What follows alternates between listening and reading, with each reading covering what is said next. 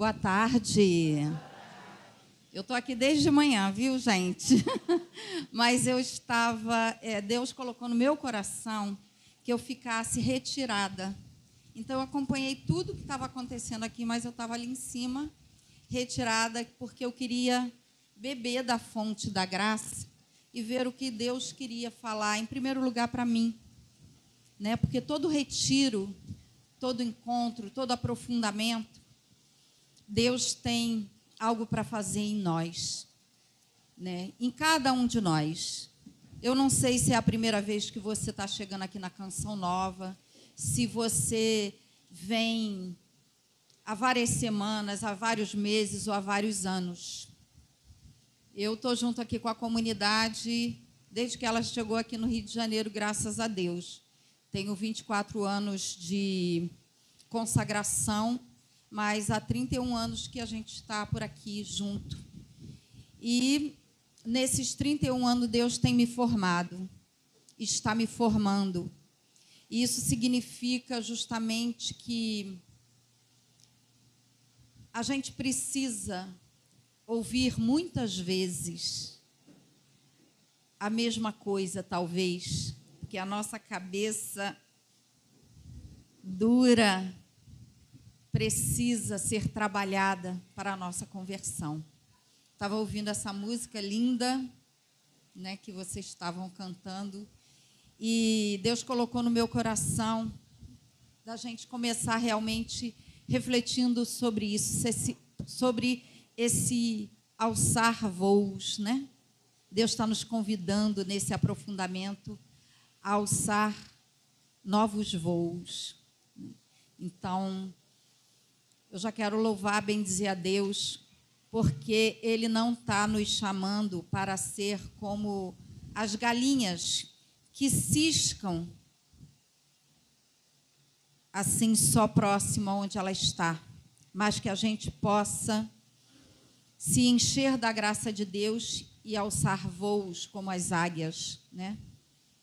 Dizem os entendidos dos animais que a águia é um dos animais, né, uma ave que voa mais alto, né? E Deus está nos convidando nesse aprofundamento a fazer assim, como foi falado aqui sobre aquela pregação do Padre Léo, né? Eu ouvi falando sobre isso, né, da gente olhar para o alto, viver olhando para o alto. E a águia é aquela que nos ensina a voar, né, a ultrapassar os obstáculos. Dizem os entendidos que é um dos predadores, né? O predador, maior predador da águia é se eu não me engano, não sei se é gavião, falcão, sei lá, alguma coisa assim, e que ele vai bicando o cangote dela aqui para poder fazer com que ela caia. E o que ela faz nessa hora? Ela pega um impulso e vai cada vez mais alto, mais alto, mais alto, porque quanto mais alto ela voa, ele vai perdendo a capacidade de respirar e ele cai. Ele cai de cima dela, né, cai, geralmente não consegue resistir a tanta altura, ela tem esse fôlego, e por conta disso, ela consegue escapar daquele predador. Nós estamos vivendo nesse meio também, onde tem os predadores. E os nossos predadores é um pouco pior do que das águias, né? Porque a gente não os enxerga, eles são invisíveis aos nossos olhos. Né? O mal é assim. A gente não vê, mas é assolado por todos os lados. Não é à toa que a palavra de Deus nos fala lá que é para a gente vigiar. Orai e vigiai, porque o demônio anda ao redor de vós, né, buscando a quem devorar. Então, que o Senhor nos dê hoje a graça, né, dessa visão espiritual Eu estava acompanhando desde o início e vi que Deus está caprichando com vocês nesse sentido, trazendo pessoas aqui, né, desde o início, com a primeira pregação da Mônica, aonde já foi direto na veia, falando muito sério, muito profundo com cada um de nós. E nós não podemos deixar escapar por essa graça, porque a graça passa. E se a gente não agarrar enquanto ela está passando, a gente corre o risco de perder a hora da graça. E eu peço a Deus que nenhum de nós que aqui está perca a hora da graça. Que a gente possa abrir o coração, a mente, a começar por mim, para que a graça de Deus venha sobre nós e que nós possamos aproveitar dela. Então, o tema da minha pregação, vocês estão ouvindo desde manhã, sobre o quê, hein? Sobre o que vocês estão ouvindo desde manhã? Sobre cura, né? E agora não vai ser diferente, gente. O Senhor continua falando sobre a cura, né? A cura da tristeza e do medo. Eu sei que vocês já ouviram falar muito sobre o medo e a tristeza hoje, no dia de hoje. Mas o que é interessante para nós é que na nossa vida a gente precisa disso. Precisa muito de repetições, como eu falei, para que a nossa cabeça dura possa entrar, né, o ensinamento, o conhecimento de Deus, né? Então, a tristeza e o medo, eles são o quê? Sentimentos, né? Sentimento que qualquer pessoa pode ter, qualquer um de nós, né? São sentimentos que nos invadem em qualquer momento da nossa vida. Às vezes a gente está bem, acorda bem, está bem e, de repente, a gente muda, né? A gente é assolado por um sentimento de tristeza, por um sentimento de medo. Então, não há ninguém que é poupado disso. Os sentimentos estão aí e faz parte da nossa humanidade, né? Então, desde que o ser humano ele existe na face da Terra, ele tem sentimentos de medo e tristeza. Se a gente for voltar lá atrás, no início, onde o homem era um simples caçador, ele tinha medo dos animais, né? Principalmente os animais selvagens, porque podia devorá-lo. Então, o medo é um sentimento normal e que às vezes, e muitas das vezes nos ajudam, né? Nos ajudam para fugir justamente daquelas situações em que a gente corre perigo. Como esse exemplo que eu dei. Mas existe um medo, uma tristeza, que é diferente desse medo de estar... Por exemplo, a gente precisa ter medo para não correr numa autoestrada demais e não vir a bater e perder a vida, por exemplo, num carro. Então, esse medo é lícito, esse medo é bom, é a cautela, a precaução. Porém, os medos que a gente vivencia de forma irracional, né, como já foi dito hoje aqui, com interpretações distorcidas, é que se torna um problema. Então, eu queria pegar com vocês uma passagem já lá do início, né, em Números, no Antigo Testamento, em Números. E eu vou falar um pouquinho sobre o contexto e vou ler depois um trechinho aqui, alguns versículos. Números 13, né? Então, é um dos livros do Pentateuco, os 5 primeiros livros. Então, Gênesis, Êxodo, Levítico, Números e Deuteronômio, né? São os 5 primeiros. Então, Números, ele é o 4º livro do Pentateuco e ele está narrando nesse trecho um momento em que Moisés, que vinha com o povo, que no Êxodo eles saíram do Egito e estavam chegando à terra prometida. Então, existia ali uma promessa de Deus, né, em relação àquela terra, que era a terra prometida. E Moisés pediu para que Josué e Caleb fossem verificar os habitantes do local junto com mais 10 outros homens. Então, eles estão retornando lá do que eles viram na terra prometida. E aí ele fala assim, então, entramos na terra,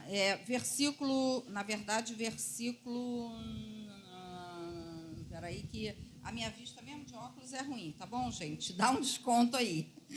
Algumas coisas eu vou ter que ler até no 26, 27. Isso, 27. Então, eles contaram o seguinte: entramos na terra a qual nos enviaste. De fato, é uma terra onde corre leite e mel, como se pode ver por estes frutos. Porém, o povo que vive nesta terra é muito forte. As cidades são fortificadas e enormes. Vamos ali, o 27. Vimos ali descendentes de Enaque. Os amalecitas vivem na região do deserto de Neguebe. Os heteus, os jebuseus, os amorreus, na parte das montanhosa, os cananeus na costa marítima e ao longo do Jordão. Aí agora 30.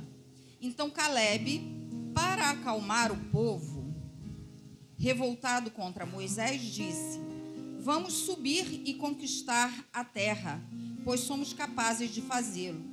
Mas os homens que haviam subido com ele disseram: não podemos enfrentar este povo, porque é mais forte do que nós. E puseram-se a fazer comentários negativos diante dos israelitas sobre a terra que haviam explorado, dizendo: a terra que fomos conhecer é uma terra que devora os seus habitantes. E toda a gente que aí vimos é de estatura extraordinária. Lá vimos até gigantes, e os descendentes de Enaque, da raça dos gigantes, comparado com eles, parecíamos gafanhotos, e era assim que eles nos viam. Então, toda a comunidade levantou a voz e começou a gritar. O povo passou a noite se lamentando. Todos os israelitas murmuravam contra Moisés e Arão, e a comunidade lhe dizia: antes tivéssemos morrido no Egito, ou ao menos neste deserto. Por que nos leva o Senhor para esta terra, a fim de cairmos ao fio da espada? E para que nossas mulheres e nossos filhos sejam reduzidos ao cativeiro. Não seria melhor voltarmos para o Egito? E diziam aos outros: vamos, escolham um chefe e voltar para o Egito. Então Moisés e Arão caíram com o rosto por terra perante toda a comunidade dos israelitas. Josué, filho de Nun, e Caleb, filho de Jefoné, que estavam entre os que exploraram a terra, rasgaram a veste e disseram a toda a comunidade dos israelitas: a terra que percorremos e exploramos é uma terra excelente. Se o Senhor nos quer bem, Ele nos introduzirá nela e nos dará esta terra onde corre leite e mel. De modo algum deveis revoltar-vos contra o Senhor, nem temer a população dessa terra, pois havemos de devorá-los como pão. A sua sombra protetora os abandonou, enquanto conosco está o Senhor. Não tenhas medo deles. Mas toda a comunidade ameaçou apedrejá-lo, mas então a glória do Senhor apareceu e a todos os israelitas na tenda do encontro. Depois disso, nós sabemos que eles conseguiram entrar na terra prometida. Mas eu trouxe essa passagem porque aqui nós vemos duas versões para uma mesma visão. Os 10 foram até lá olhar a terra prometida e Caleb e Josué também foram. Entretanto, o que nós vimos? Aquelas 10 pessoas que foram lá acharam que aquelas pessoas eram gigantescas e queriam devorar. Ficaram com medo. Já Caleb e Josué disseram que se o Senhor prometeu, o Senhor não os abandonaria. E aqui está o exemplo das interpretações diferentes de uma mesma coisa. Percebam conosco como isso também acontece. Nós podemos, ver muitas vezes, e temos muitas vezes a oportunidade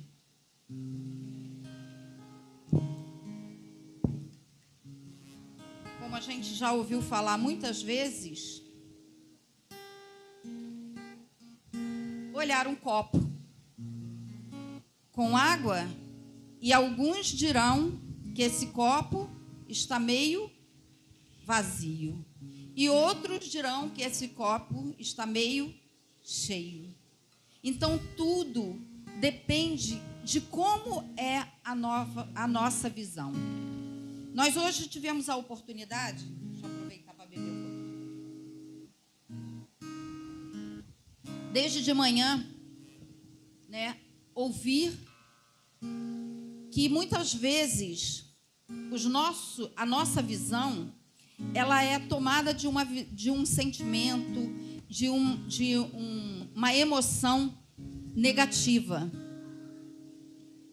Outros, quando são pessoas que creem no Senhor, têm uma visão diferente, uma visão positiva. E por que isso acontece, gente? Na verdade, nós aprendemos a fazer as coisas na nossa vida através da nossa criação, da nossa educação, que a gente foi tendo em casa, como já foi falado aqui. E muitas vezes faltou algo na nossa educação. Outras vezes, coisas foram distorcidas. Outras vezes, sentimentos bons foram destruídos na nossa convivência com os nossos pais, com nossos professores, com os vários ambientes onde a gente conviveu. Então, isso significa o quê? Que as emoções, a educação que a gente recebe, elas vão sendo construídas ao longo da nossa vida. E muitas vezes essas emoções vão sendo construídas de uma forma equivocada, A gente escutou tudo isso hoje, sem dúvida nenhuma, pelos nossos pais, pelos nossos cuidadores. Porém, a intenção não é, como já foi falado aqui, colocar culpa em ninguém. Mas muitas vezes nós necessitamos olhar para esse passado, fazer um encontro com esse momento do nosso passado para enxergar isso numa atitude de autoconhecimento, como foi falado. né? Porém,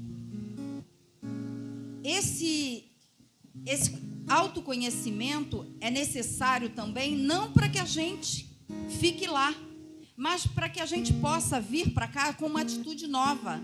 Não é porque o nosso pai, a nossa mãe, o nosso cuidador, a nossa professora, aqueles que conviveram com a gente desde criança, nos ensinaram coisas que eles tinham até boas intenções, mas nos trouxeram outras consequências ruins, que quer dizer que está tudo perdido.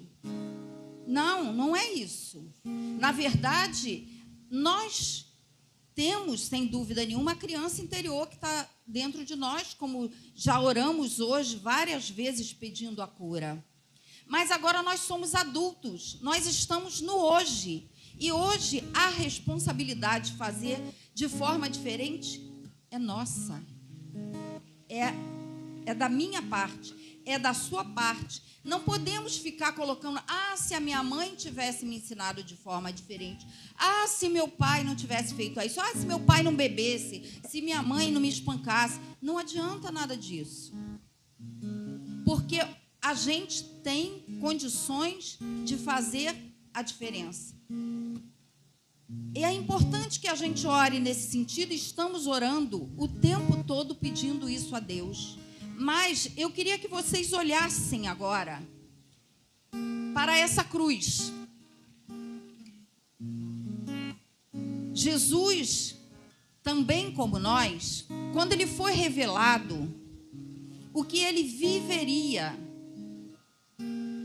para resgatar a nossa vida, para trazer a salvação para nós, foi tão duro para ele, que imaginem, ele entrou em profunda angústia, que suou sangue. E aquele suor de sangue que saía por todos os poros, foi porque a angústia dele era tão grande, era tamanha, que foi arrebentando todos os capilares. Então imagine a angústia que o Senhor sofreu, porque ele é Deus, mas também essencialmente homem, e tudo que nós sentimos, ele sentiu. Tudo que nós passamos, ele também passou. Então ele sofreu profundamente, tanto que quando a gente vê naquele filme de Mel Gibson, que as pessoas falam, muitos que acham que aquilo ali é um exagero. Quando houve o estudo do Santo Sudário, se viu que não era exagero. Porque quando Jesus foi, depois que ele suou sangue, ele foi flagelado. E o chicote era feito de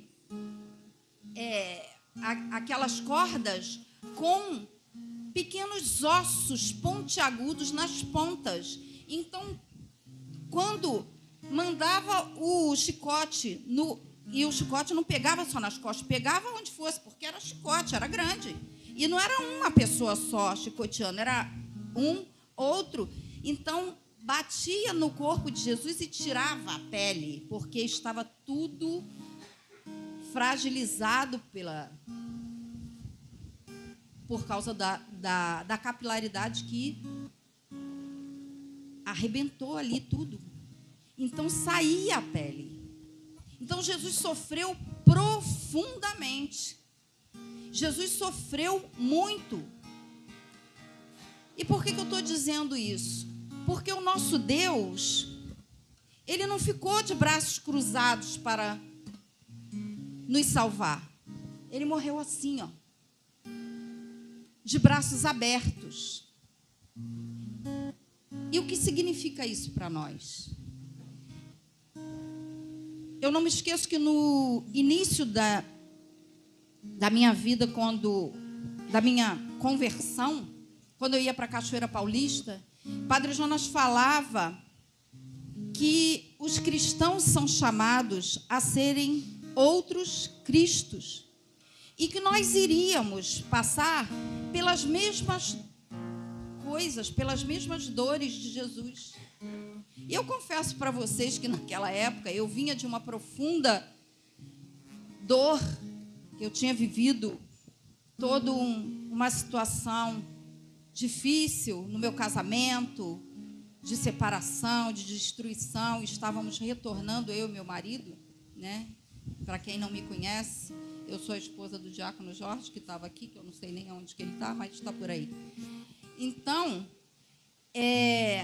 a gente viveu, ele já testemunhou isso aqui muitas vezes, e eu confesso que eu tinha medo daquele sofrimento. Eu tinha muito medo do sofrimento,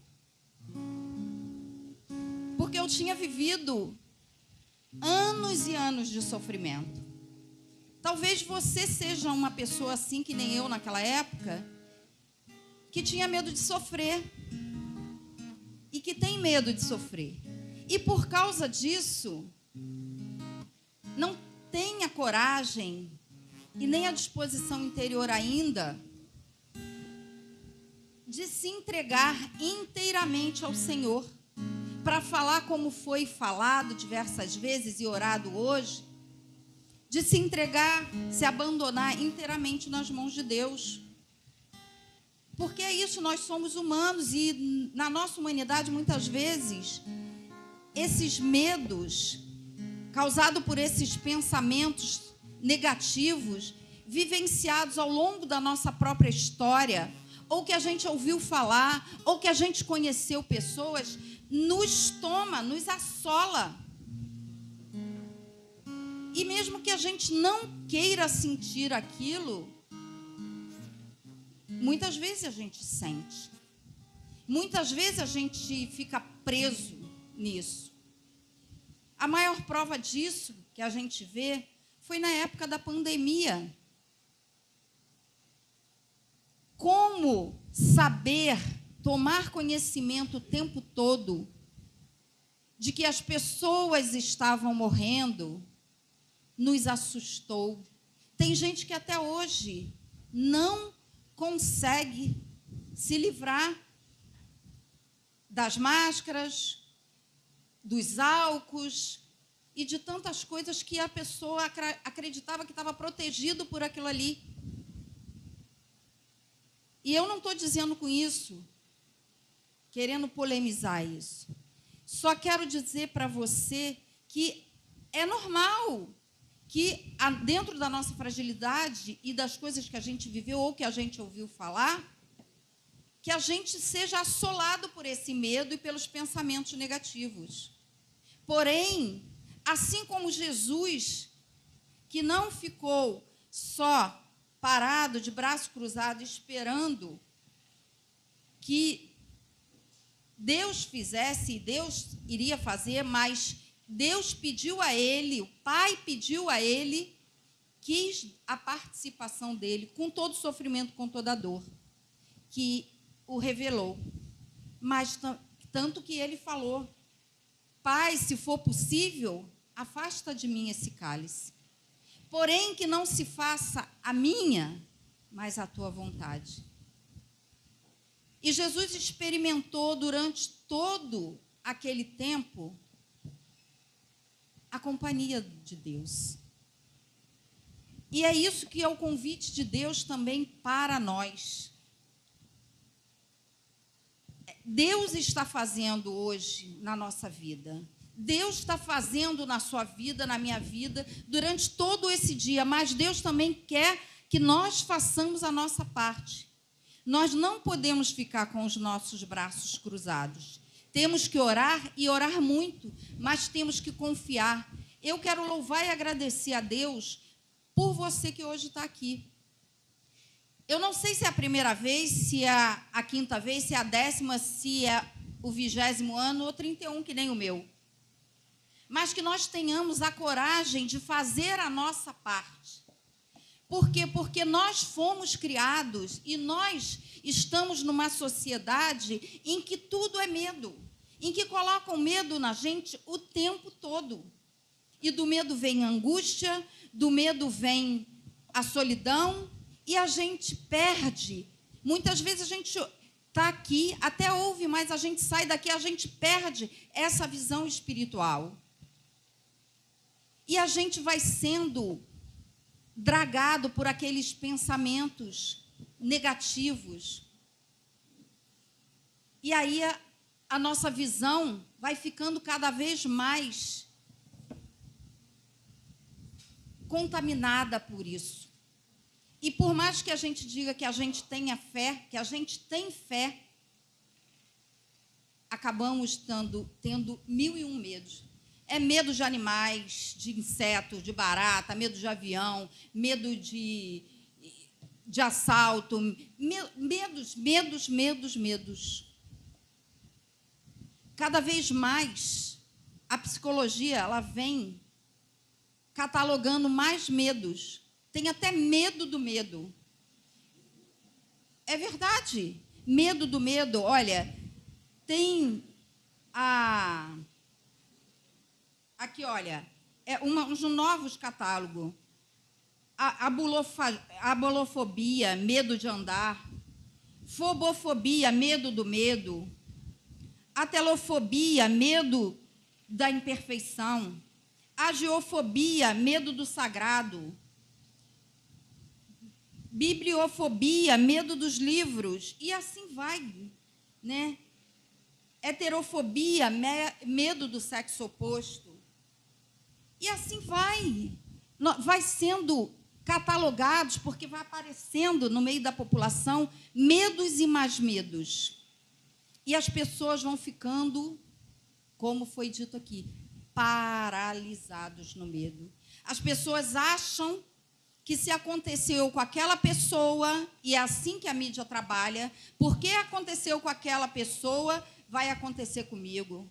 Ou porque aconteceu uma vez na minha vida, vai acontecer sempre. E aí eu te pergunto, já teve alguma vez na vida que você comeu alguma coisa e te fez mal? Quem já aconteceu isso aí, levanta a mão. Ok, pode abaixar. E você parou de comer para o resto da sua vida? Não, né? E por que a gente faz isso quando é um acontecimento igual eu sou psicóloga, né? Então, atendendo uma paciente minha, ela já estava até voltando, que eu já tinha atendido por uma questão específica, e depois de um tempo ela falou: Zezé, eu preciso voltar para a terapia. Aí eu pedi para ela ir no meu consultório, e daqui a pouco ela estava ligando para mim, eu lá em cima, trabalhando, no quinto andar, no shopping onde eu tinha o consultório, e ela falou: Zezé, eu não sei o que eu vou fazer para chegar até você. Eu falei: ué, pega o elevador e sobe. Aí expliquei tudo para ela. Ela falou: o problema é justamente isso, que eu perguntei aqui pro segurança, e ele disse que não tem escada aqui, só lá por fora do shopping, não sei o que lá, e tem que subir de elevador, e eu não entro no elevador. Eu já fiquei preso uma vez e eu não entro mais no elevador. Eu falei: ah, tá, pois então eu vou ligar aí, ver se eu consigo com o bombeiro, que tem um bombeiro, né, no shopping, que ajuda as pessoas, para subir com você. Na companhia do bombeiro, você sobe. Aí ela falou assim: ah, peraí, que ela viu que algumas pessoas entraram no elevador, então ela foi junto, teve a coragem de ir junto, chegou lá em cima, tremendo. Eu falei: meu Deus, mas eu já te atendi, você não era assim. Aí ela: pois é, mas desde que eu fiquei presa no elevador uma vez, nunca mais eu entrei de elevador, estou andando, estou... Sabe, ela palpitando, sudorese, com todos os sintomas, né, que a pessoa começa a somatizar. E parou. Estava parando de andar de elevador. Hoje, graças a Deus, depois do nosso acompanhamento, nosso tratamento, graças a Deus ela está andando de elevador, né? E isso, vários outros que chegavam lá para me pedir para para a gente trabalhar por causa de medo de avião, como se todos os aviões caíssem. E o pior é que, às vezes, no meio de um tratamento, quando eu estava tratando uma paciente que, justamente, ela tinha fobia de avião, caiu aquele avião da Chapecó e depois caiu um outro, e eu falei, meu Jesus amado, o que eu faço? Eu, pelo amor de Deus, não veja, você já sabe que o avião caiu, mas não veja os noticiários. Porque tudo que entra pelos nossos ouvidos chega à nossa mente e ao nosso coração, principalmente as coisas negativas, e a gente acha que vai acontecer com a gente. Né? Foi o que aconteceu na pandemia. Né? Foi explorado de uma forma agressiva e violenta, que as pessoas estavam morrendo, e ninguém falava das pessoas que se recuperavam, que era infinitamente maior. E nós pensávamos que todo mundo iria morrer. Todo mundo. Quem não teve medo de morrer na pandemia aí? Levanta a mão. Todo mundo teve, não é? É verdade, todo mundo teve, porque a gente não sabia o que ia acontecer. Era um desconhecido.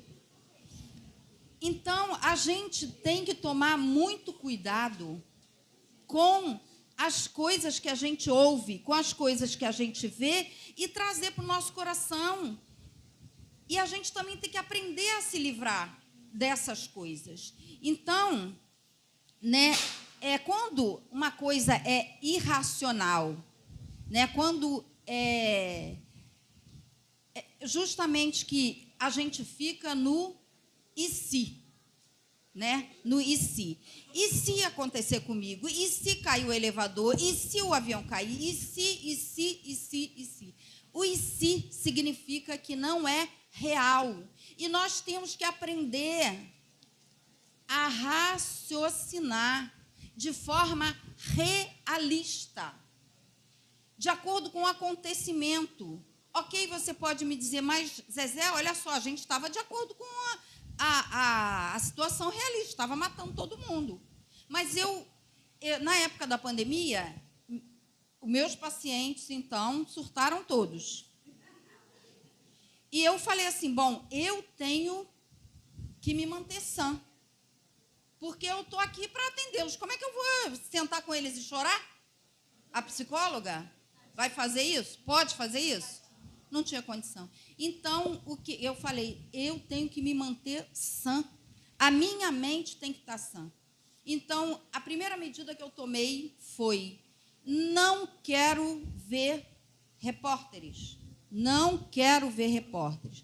A segunda coisa que eu falei, eu tenho que raciocinar. Eu falei, se esse vírus é assim como estão falando, que só pode ser combatido com álcool, higiene, máscara, quando entrar nas favelas do Rio de Janeiro, eu moro aqui há 65 anos, exatamente a mesma idade que eu tenho, então vai matar todo mundo, porque lá as pessoas não têm dinheiro para comprar álcool, não têm essa higiene toda, moram 8, 9, 10 pessoas no mesmo cômodo, então vai desbaratinar. Daqui a pouco vamos receber a notícia de que todas as favelas foram dizimadas.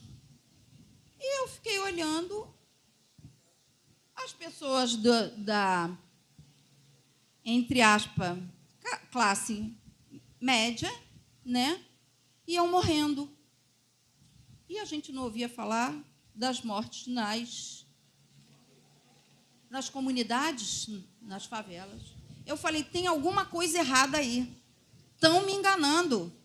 Estão mentindo para mim. Gente, a gente tem que raciocinar. A fonte da nossa vida é também o nosso raciocínio, é onde vive a nossa alma. Sabe, nós fomos criados por Deus e somos cuidados por Deus. Então, eu percebi, claro, não é que não estivesse acontecendo uma tragédia, mas a palavra de Deus me garante que não cai nenhum fio da minha cabeça, da sua cabeça, sem que seja da vontade de Deus, do controle ali. Então, Deus, né? Muita gente me perguntou, Zezé, então Deus que está fazendo isso? Eu falei, Não mesmo. Não é Deus que está fazendo isso. Mas Deus não perdeu o controle das coisas. Deus tem o poder de transformar qualquer lama em ouro puro. Qualquer lama em ouro puro. Então, aqueles que o vírus pegou e levou para Deus, com certeza o Senhor os recolheu.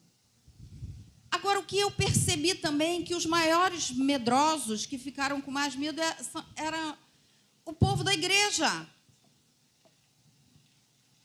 E eu falei, gente, onde está a nossa fé? Onde está a nossa fé? Porque a nossa fé nos diz que a verdadeira vida começa a partir de quando? A partir da morte, da vida eterna. E se Deus não tem sobre a minha vida o poder de me recolher na hora que Ele quiser, Ele não é Deus. Então, a mim, o que compete? Eu me lembro que quando eu custei um pouquinho a pegar, pelo menos só fui pegar o vírus no final do primeiro ano, né? Já lá para dezembro. Foi 2020, não foi isso? 2020. E uma coisa veio ao meu coração nessa época.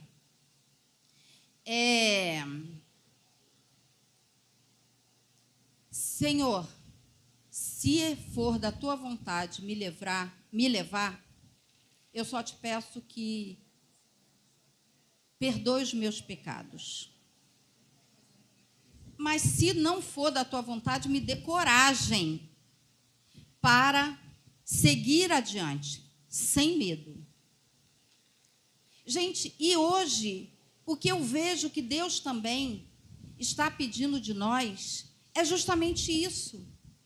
Nós precisamos de fazer a nossa parte, nós precisamos de coragem.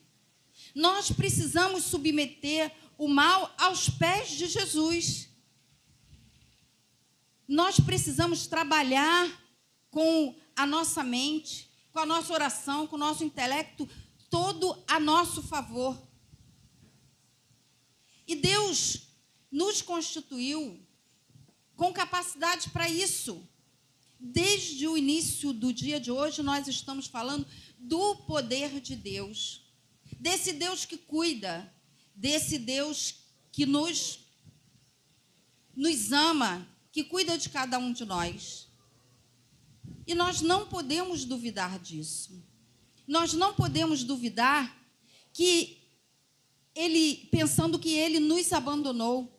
As pessoas podem nos abandonar, mas Deus não nos abandona.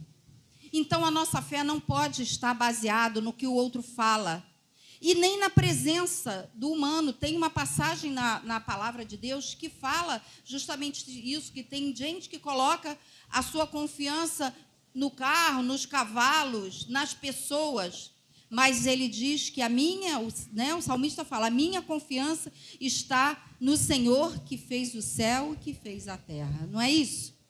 E se a gente fosse ver quantas passagens nós temos na palavra de Deus, justamente pedindo que nós nos submetamos a Ele, a sua palavra, aquilo que Ele nos fala, nós veríamos uma infinidade de passagens onde o Senhor fala para nós: não temais, não se atemorize o vosso coração. Dizem os entendidos, né, já foi falado até aqui, que pelo menos 366 vezes tem expressões desse tipo na palavra de Deus, na Bíblia. E aí é uma questão de eu confiar, acreditar ou não acreditar. Muitas vezes, a nossa mente vai ficando impregnada desses maus pensamentos, porque nós nos esquecemos da palavra de Deus. Nós não nos deixamos impregnar pela palavra, nos deixamos impregnar pelo negativo, mas não pelo o que é o otimismo, não pelo positivo, não pela palavra de Deus, não pela esperança. A própria psicologia diz que as distorções da nossa mente ocorrem por conta dessa fragilidade, né, psicológica que a gente fica sustentando. Quantas vezes nós vamos dormir e a palavra negativa fica rodando na nossa mente? Às vezes a pessoa é uma pessoa muito calma, mas interiormente ela é uma pessoa hiperagitada, de forma que ela nem dorme, não é? E por que isso? Porque eu fico com aquilo que me dizem, eu fico com aquilo que aconteceu num determinado período da minha vida, mas eu não fico com o essencial, com o mais importante, com a certeza de que sou filho, filha amada de Deus, de que Deus cuida de mim, Deus cuida de você, e nós temos que fazer também a nossa parte.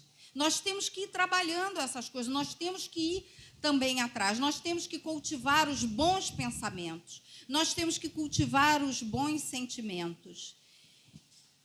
Diz a psicologia que a sede das emoções, né, o ser humano, ele é como se fosse assim, olha, aqui está o essencial, o nosso raciocínio, a sede mais íntima do nosso ser, que é o nosso eu, que é a alma. Aqui, as nossas vontades e aqui as nossas emoções. Então, significa dizer que primeiro eu teria que submeter a Deus, né, todas as coisas, racionalmente, depois eu submeter a minha vontade a esse raciocínio, para depois as emoções. E o que acontece com a sociedade hoje? Nós viramos de cabeça para baixo, nós ficamos sendo monitorados o tempo todo pelas emoções, pelos sentimentos, pela sensibilidade, e deixamos a nossa vontade ser impregnada disso e esquecemos do essencial, que é a sede do nosso ser humano. Então, nós temos que reverter esse quadro. Precisamos voltar a fazer dessa forma, né? De forma que a nossa mente, o nosso coração seja, em primeiro lugar, passe pela fonte do nosso raciocínio, da gente pensar, mas não aquele pensamento negativo. Você é mais do que seus pensamentos, você é mais do que os seus sentimentos. Só que a vida não é só pensamento, a vida não é sentimento, o Espírito Santo é movimento, é dínamo. Então, ele precisa da sua adesão, da minha adesão.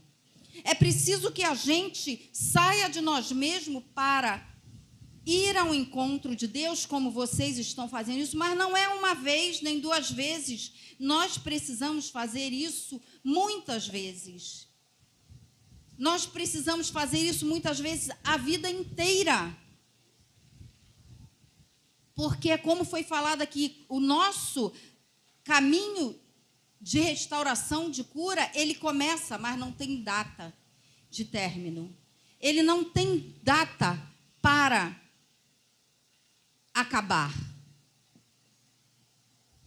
Então, é preciso que nós nos submetamos a Deus.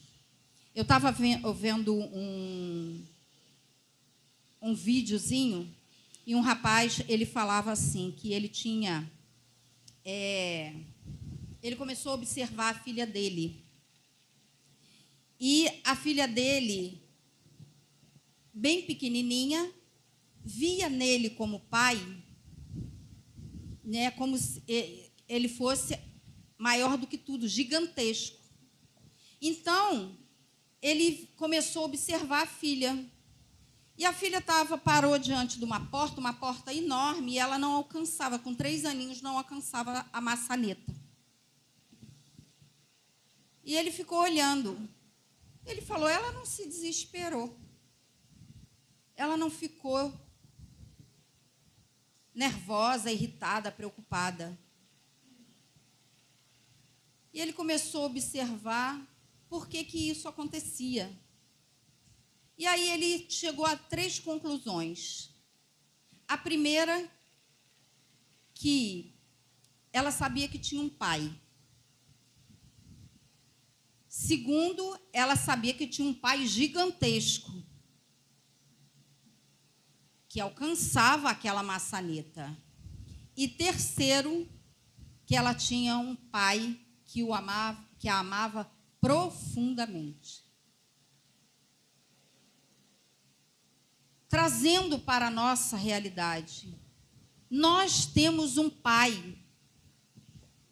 Nós temos um pai gigantesco que tem o controle de todas as coisas. E esse pai alcança qualquer maçaneta que eu nem você tenhamos condições de alcançar. E esse pai nos ama profundamente. Você acredita que o seu pai te deixaria desesperar diante da porta gigantesca que se abre, que se fecha à sua frente? Nós temos muitas vezes que ter esse coração de criança para acreditar como a criança. Mas, por outro lado, muitas vezes temos que ser esse adulto que raciocina em prol daquilo que ocorre, daquilo que vivencia. E é isso o grande convite de Deus para nós, nesse encontro, onde você está a todo momento ouvindo que Deus te trouxe aqui para te curar, para te libertar, para te dizer que você não pode paralisar diante das situações difíceis, porque o teu pai cuida de você. O teu pai é maior do que tudo. E enquanto a gente não acreditar nisso, enquanto a gente não tomar coragem, como diz a palavra de Deus, a palavra de Deus fala isso para nós, coragem. No mundo tereis aflições, mas eu venci o mundo. Eu venci o mundo. Essa é a palavra de Deus para nós, nesse momento, nesse sentido, no sentido da gente buscar coragem, não paralisar diante das situações. Essa é a nossa parte. Claro que Deus nos cura, está nos curando, está nos libertando, está nos renovando e vai fazer cada vez mais. Porém, é preciso que a gente saia dessas cadeias que nos aprisionam. É preciso que a gente creia que Deus realmente é um pai amoroso que cuida de nós. E foi nisso que a gente teve que se agarrar diante da pandemia. Foi ou não foi? Foi isso que nós tivemos que nos agarrar. Nós compreendemos que se não estava na nossa hora, Deus cuidaria de nós. E Deus cuidou de nós, está cuidando de nós. Então, nós precisamos dessa fé que é sobrenatural. Mas nós não podemos duvidar. O grande problema que a gente faz com que nós fiquemos presos é a dúvida. É a dúvida. Quando nós colocamos em dúvida a palavra de Deus, quando nós colocamos em dúvida o amor de Deus, aí, sem dúvida nenhuma, nós afundamos como Pedro. quando Jesus falou, vem, Pedro. E ele foi. E quando ele olhou para ele começou a afundar. Mas o que aconteceu? Ele afundou? Cristo, o próprio Cristo segurou. Assim foi que Deus fez também na minha vida, né? Como eu contava no início, na vida do meu marido. Quando a gente passou por todas as tribulações, toda imaturidade, todo pecado, que a gente ficou enlameado do pecado, porque a gente se afastou de Deus, se afastou da igreja, se afastou da comunidade. Mas Deus nos provou que Ele cuidava de nós, e Ele cuidou de nós. E foi assim que o Senhor foi, pela palavra dEle, restaurando o nosso matrimônio, curando o nosso coração, mas exigiu de nós a nossa parte. Nessa época, a Canção Nova nem estava aqui no Rio ainda, a gente saía do Rio de Janeiro e fazia a nossa parte. A gente ia para Cachoeira Paulista para buscar a nossa cura, a nossa libertação, a nossa renovação espiritual. Então, hoje, qual é o convite de Deus para você? É que você saia de você mesma e faça a sua parte também de ir ao encontro do Senhor, como você está fazendo hoje. Não é só hoje. Nós precisamos estar fazendo isso continuamente, porque a cura, ela precisa ser completa. Nós somos seres integrais. Corpo, alma, espírito. Então, se nós não fizermos a nossa parte de estar correndo atrás, buscando o Senhor, a gente corre o risco de sair daqui e esquecer tudo aquilo que foi pregado, que foi orado. Esquecer tudo, as promessas de Deus, né? A palavra de Deus nos fala isso. Eu me lembro que tem um versículo durante muito tempo da minha vida, em Deuteronômio 31:6, eu ficava repetindo para mim dia após dia. Cada vez que vinha o medo, a angústia, cada vez que vinha qualquer sentimento negativo, de tristeza, o Senhor falava ao meu coração, como está em Deuteronômio 31, versículo 6. Sede fortes, corajosos, não vos intimideis, nem tenhais medo deles. De quem são eles? Os inimigos carnais e espirituais. Pois o Senhor, teu Deus, é Ele mesmo o teu guia. Ele não te deixará e nem te abandonará. Vamos repetir? Eu vou falar e vocês repetem. Sede fortes e corajosos. Não vos intimideis. Nem tenhais medo deles. Pois o Senhor teu Deus é Ele mesmo o teu guia. E não te deixará e nem te abandonará. Os homens, os seres humanos podem te abandonar, mas Deus jamais te abandonará. Seja diante da dor, dos sofrimentos que você já teve, da morte, de qualquer outra situação, o Senhor não te deixará e nem te abandonará. Fecha os seus olhos um minutinho. E vá se visualizando agora como aquela criancinha que eu falei, de 3 anos, diante daquele pai gigantesco, onde a porta está fechada à sua frente e você não alcança a maçaneta. Mas é o seu pai que vem para abrir essa porta E Ele te pega no colo e adentra por essa porta. O Senhor não te deixará, nem te abandonará. O seu Pai não te deixará e nem te abandonará.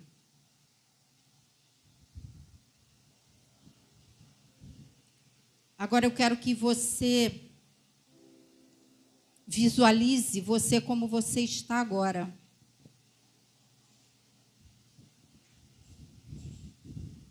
E abrace o seu Pai.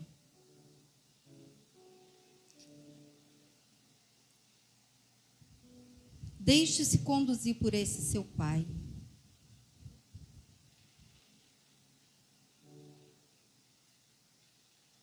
É Ele que te abraça para te curar, para te libertar, para te conduzir. Creia nas promessas que Deus já te fez. E fixe seu olhar justamente nesse amor, nesse abraço, nesse cuidado.